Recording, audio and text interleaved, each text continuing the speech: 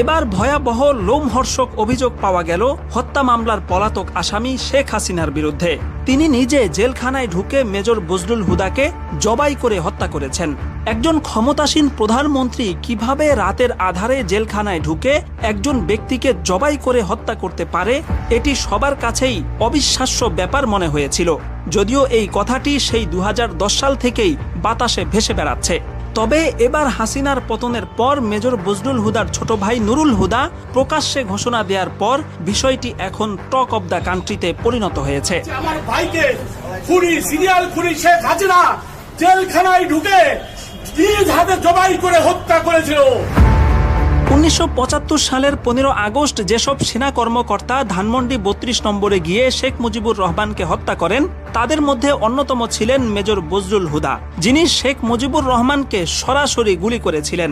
এই অপরাধে 2010 সালের 28 জানুয়ারি মেজর বজলুল হুদা সহ কারাগারে থাকা 5 জন ব্যক্তির ফাঁসি কার্যকরের সিদ্ধান্ত নেওয়া হয়। অনলাইনে ছড়িয়ে পড়া ঘটনার একটি ধারা বর্ণনা থেকে জানা যায়, সেই রাতে ফাঁসি কার্যকরের কিছুক্ষণ আগে ঢাকা কেন্দ্রীয় কারাগার এবং আশপাশের এলাকায় বিদ্যুৎ চলে যায়। সে সময় দুটো কালো পাজেরো গাড়ি কারাগারে প্রবেশ করে, যার একটিতে ছিলেন স্বয়ং প্রধানমন্ত্রী শেখ হাসিনা। 5 জনের মধ্যে 4 জনকে মঞ্চে নিয়ে ফাঁসিতে ঝুলানো হলেও মেজর বজলুল হুদাকে সেখানে আনাই হয়নি। তাকে ভিন্ন একটি কক্ষে আটকে রাখা হয়।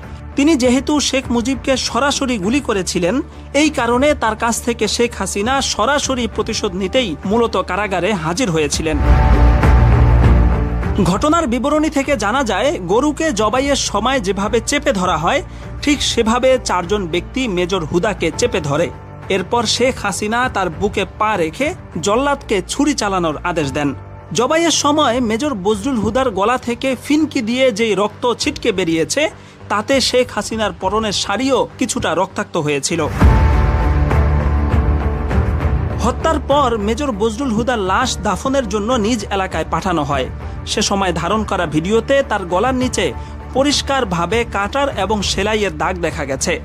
সার্জারি বিশেষজ্ঞ বেশ কয়েকজন ডাক্তার ভিডিওটি দেখে মন্তব্য করেছেন, এটা কোনোভাবেই ফাঁসির কিংবা পোস্টমর্টেমের দাগ নয়, বরং এখানে পরিষ্কারভাবে সেলাই করা হয়েছে, সেটা বোঝাই যাচ্ছে। তাদের এই মূল্যায়নের সাথে জবাই সংক্রান্ত সেই বিখ্যাত লেখা এবং বজলুল হুদার ছোট ভাই নুরুল হুদার বক্তব্য মিলে যায় যে মেজর বজলুল হুদাকে ফাঁসিতে নয়, বরং জবাই করে হত্যা করা হয়েছে এবং এতে শেখ হাসিনা সরাসরি যুক্ত ছিলেন।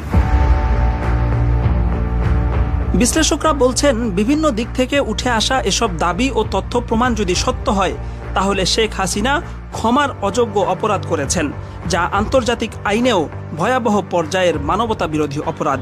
এমতাবস্থায় বিভিন্ন মহল থেকে মেজর বজলুল হুদার মৃত্যুর বিষয়ে বিচার বিভাগীয় তদন্ত দাবি করা হচ্ছে এবং তদন্তে সেই ঘটনা সত্য প্রমাণিত হলে শেখ হাসিনাকে দেশে ফিরিয়ে সর্বোচ্চ শাস্তির মুখোমুখি করারও দাবি জানিয়েছেন সামাজিক মাধ্যমের অজস্র মানুষ।